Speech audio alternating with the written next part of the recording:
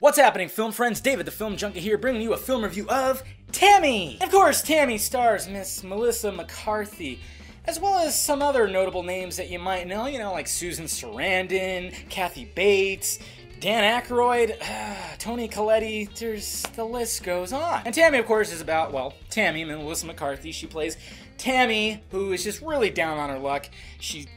Her life just goes into just... At the opening, she hits a deer, and it messes up her car. She loses her job. She comes home to find that her husband is having an affair. So she goes to her mom's house, where her grandmother is, played by Susan Sarandon, and she goes, you know what, screw this, I need to get out.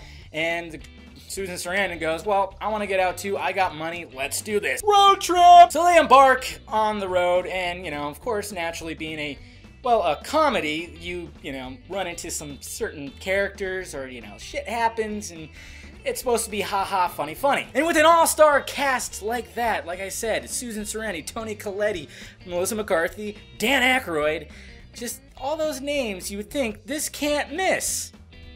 Oh, but it fucking did! This movie is an hour shorter than Transformers, yet this felt longer than Transformers. Holy crap, Transformers was a cakewalk. And what a lot of people are thinking now with Melissa McCarthy, and it sucks because she seems like such a down-to-earth person. She seems like a very funny person. When you see her in interviews, she's just very grateful for all her success.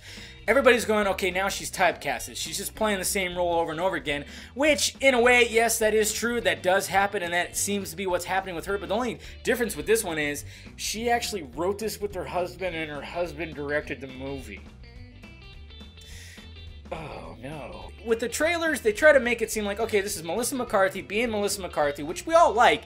It's not all of us are sick of it yet, but you think, okay, she's just this chick who doesn't give a shit about anything or everyone. She's going to say what's on her mind. She's going to go on this road trip. It should be haha very funny, but in actuality, she's a big softie in this movie, which was very much of a letdown. I mean, joke after joke misses, and I'm thinking, okay, what are they trying to do here? Not to mention, sorry to Melissa McCarthy's husband-director, man, this is some lazy-ass fucking filmmaking. And I shit you not, the deer that she hits in the beginning is a pretty crappy-looking CGI deer.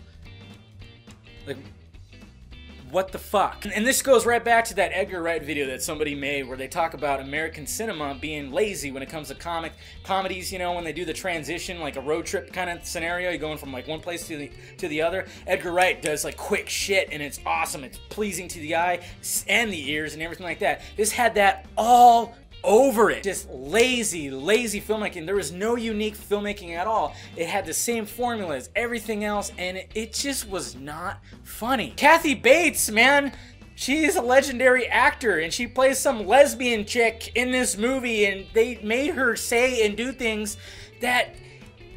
Why would they do that to Kathy Bates? Dan Aykroyd's in the movie for about 5 minutes, and the thing is, he was probably the funniest out of all these characters. He said one line that actually made me laugh, and it was the only time I actually went,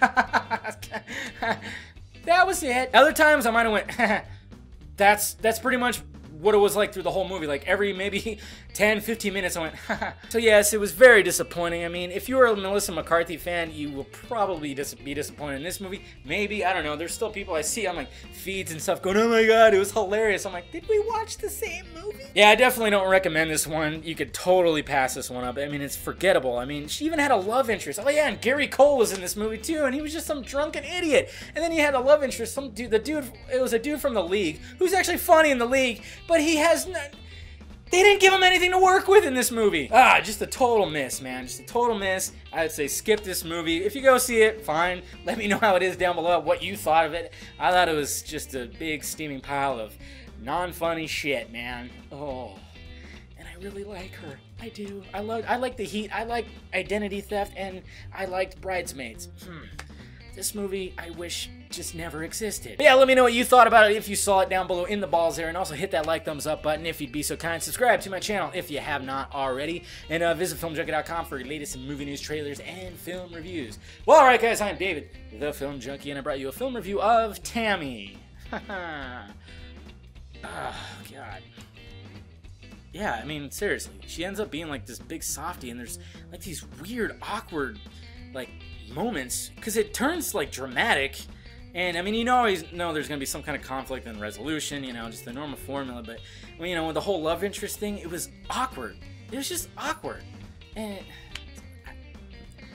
Toni Colletti's character didn't even, I don't even know why she was there. And then it was like that one dude too. I can go on ranting about this movie just because I honestly don't get, like, these actors did this, and I'm like thinking, did they actually watch this final product? Holy shit. Anyways, guys, talk to you later.